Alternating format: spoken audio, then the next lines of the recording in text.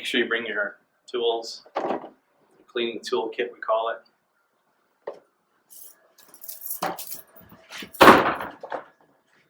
Get some degreaser, multi-purpose cleaner. You spray down the panels.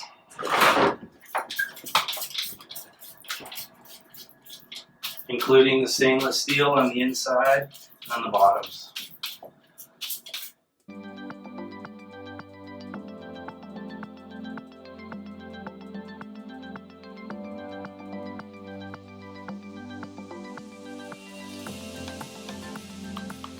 Okay, we're not spraying the panel. Never spray this directly on the panel where all the buttons are. And this is a no-no.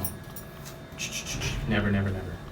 So we're gonna let this sit for probably about 2 to 5 minutes. Let it dwell, let it do its job. So we're gonna weight the panel, the wood panel, so the veneer, with Swiffer. Make sure that it's clean, the pad just sticks on like this. Start from the top and work your way down.